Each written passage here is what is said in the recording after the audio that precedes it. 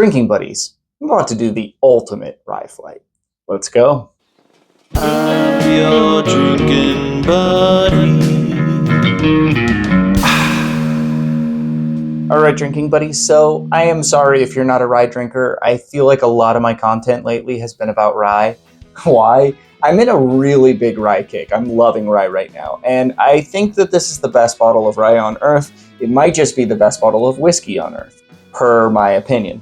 Now, let's put that to the test, because I think that this Jack Daniel's single barrel proof could be the second best. This one here happens to be a bourbon and bones pick at 134.9 proof, but generally all of these are good. I have yet to taste one that didn't blow my socks off. The Thomas Handy is from 2023, 124.9, and I needed some contenders to go up against this Handy. And this Driftless Glen at 124 proof. This is a 6-year rye. Similar to what we got going on here. This is 6+, but anyway, pretty similar proof. Really, really good whiskey. I think this could be the third or fourth best rye I own, depending upon what day it is and what I'm drinking. And then my good friend Marco tells me that this Old Forester single barrel rye, 129.9 proof. Is that the same proof? Oh, 124.9. Anyway, my good buddy Marco tells me that he thinks this is better than Thomas Handy. At least it's close. Anyway, so I thought that'd be fun. Some contenders. I will admit this probably could have gone in here. This is also one of the best ryes I own, the Hard Truth Sweet Mash Rye. I also have a Nashville Barrel Company 11-year rye that is really good. And then this Barrel Seagrass, but I thought it'd be a little weird to have one finished rye up here. And then also this new Silver Grove is really good. Also, I had a sample of the Raconteur rye, and that probably could go in here too, because that's one of the best ryes I've ever tasted, but the sample's gone, so couldn't throw it in here. I did order a bottle, but anyway, let's dive in. I don't know what I have, you do.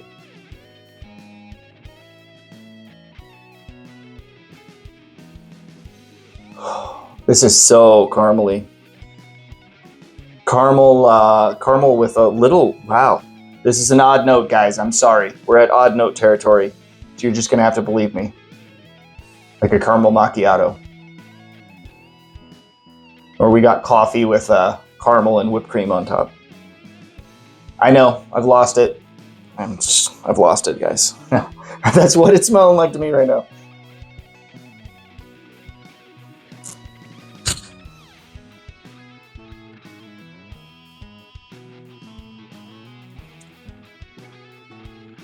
That is just phenomenal.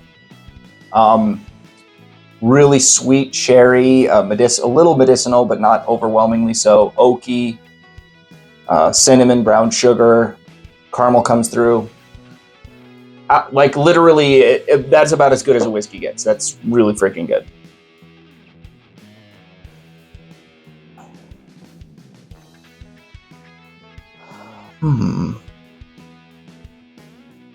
Not as quite as good as nose. The nose is better on glass one. This is a little bit more herbal, a little bit more spicy, more typical rye.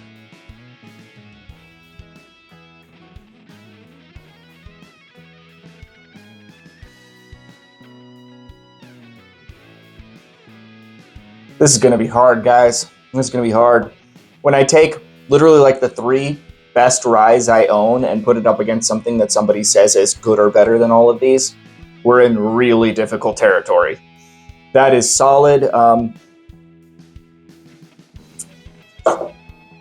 This one is actually peachy, rye spice, cinnamon, nutmeg, the pumpkin spice things, little bit herbal, but subtle, not quite minty, not quite dill. It's just more like general, like herbal tea, more herbal tea. Best nose so far.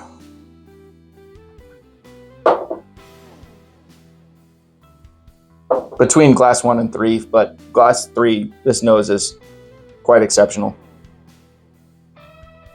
It's a little oaky. This is brown sugar and cinnamon, nutmeg, little rye spice thing, but also just like, all right, this is another weird note. We're in weird note territory. I'm sorry, guys. It's just where we're at today.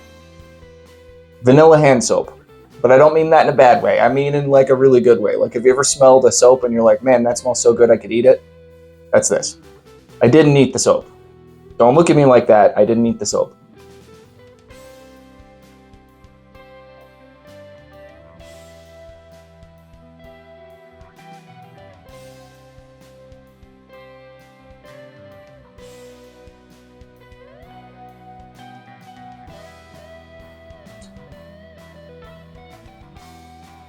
Do you guys ever drink a whiskey and you're like, I can die happy? That's the way I feel whenever I drink this. I am like 99% confident that that's the Thomas Handy because it literally blows my socks off. Yeah, I'm just, wow. Whenever I drink that whiskey, I feel like it hits every single part of my palate in the way I want a whiskey to hit every part of my palate. It is just the right viscosity. It is just the right proof. It is just the right sweetness. It is just the right spiciness. It is just the right herbalness. It is the perfect whiskey to me. I tend to love wheaters and Kentucky ryes. Those are my jam. I like we're on the 51% rye territory and for ryes, and then wheaters. Those tend to be my jams. And then older high rye bourbons, or low rye bourbons. Anything older I'm into as well. The older the bourbon, I'm probably into it, but wow, yeah. That one won.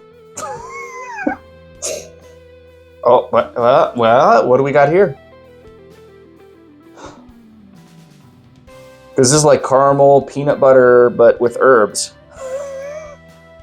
In a good way. In a good way. Little fresh cut grass here.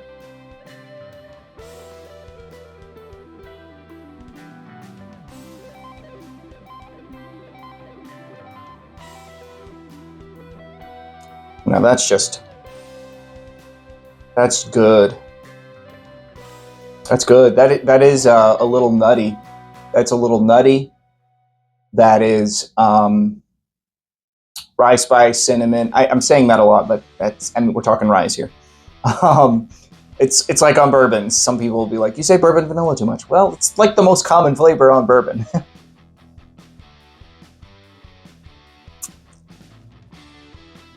Nice oak thing. It's a little bit fruity, but I would not call it as cherry as some of these other ones. This is more stone fruit. More like peachy, apricot, plum territory. It's more like darker fruit.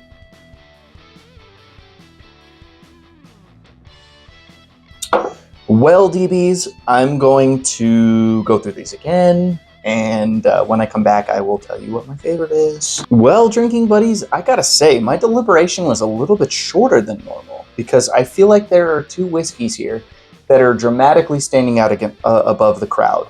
We have 4 great ryes up here. I think these 4, if you see them at all, they're a buy. So that's going to be Driftless Glen Single Barrels, the Old Forester Single Barrel Proof Rye, Jack Daniel's Single Barrel Proof Rye, Thomas Handy. You see them at MSRP, buy them immediately, especially this guy, because this is a total unicorn. I mean, we are kind of dealing with unicorn territory with here. These 3 are not allocated territory, and these 2 should be more in the shelf territory, but that depends upon your area. Jack Daniel's Single Barrel Proof Rye is becoming a shelf bottle in my area. I know it's a shelf bottle in Texas. About some other areas I know. This, I don't know because it's not available in Arizona, so I can't tell you.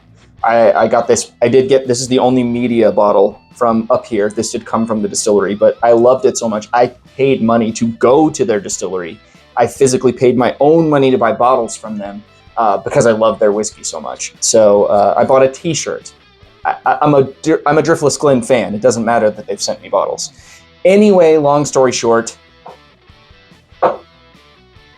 these 2 are dramatically better. I feel like it's this guy out front and then this guy slightly behind it. It's not as much as I thought the second time through. I really dig this. The medicinal cherry tobacco things going on here. I know I didn't say tobacco the first time, but the second time through, it's like tobacco leather. Like, this tastes old. Tastes older. Anyway, those 2 are my favorites. These 2 are really good. Not quite as good as the front 2. think my least favorite is this one. The Old Forester came in last. I'm actually shocked by this. They are fantastic. I'm not saying that this is a knock against it. I'm just kind of surprised. I did not expect that. Weird. I'm actually shocked by that. So then this is probably the Driftless Glen. I'm not doing bottle guessing. Stop it, bad. Anyway, yeah, it's the Driftless Glen. But I'm not trying to bottle guess. I'm just kind of, if I know, I'm going to let you know. It's definitely the Jack. Sorry, at this point I'm bottle guessing, sorry. But I'm trying not to. Anyway, it's really good. It is amazing. It's just not quite as good as Glass 3. There you go. Yeah, Jack Daniels. Okay. And then the favorite was the Thomas. Yeah.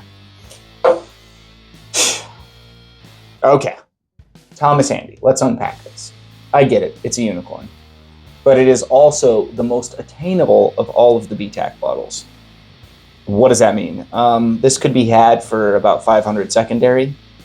I would pay it. I really do. I think I only say that because I think it's my favorite whiskey. So I don't think that there's any whiskey on earth more than about $300 unless it's your all-time favorite whiskey, in which case maybe pay more than that. But I just love it. I think that for what it does, because for me, it's so much better than every other rye on the market, that I think that I just think it's the king of whiskeys. Now I have, I love WLW, William Llewellyn, amazing whiskey. But is it that much better than George T. Stagg? Is it that much better than, is it even better at all than King Kentucky? King Kentucky might be the best. Anyway, when it comes to those unicorns in the bourbon tier, there are competitors similar. What rye is close to this? Please tell me in the comments, because if I haven't tried it, I will be happy to compare it to Thomas Handy, and Thomas Handy will win 10 out of 10 times. That might just be my personal palate. That might not be your personal palate, but I just personally think this could very well be the best whiskey on earth. Anyway, drinking buddies, I really appreciate all of you. Every time you guys like the videos, every time you guys subscribe to the channel, you make this thing possible. And yeah, I couldn't do it without you. I want to also thank my channel members while I'm here, because you guys keep this thing afloat by giving me a very small monthly donation, but it's not just a donation, because you get perks with it. You get your name at the end of every video, and we do, channel member blinds. We do, we have a Discord where we swap samples and all of this cool stuff going on over there. Anyway, if you're a fan of the channel, it's something you might consider. There are some of you guys who comment on almost every video, and I think you guys would really, really have fun over there on the Discord. It might be worth it for just a couple bucks a month. I'm one of the cheapest membership fees you can get on all of YouTube. Anyway, drinking buddies, thank you so much for watching. I really appreciate all of you. See you next time.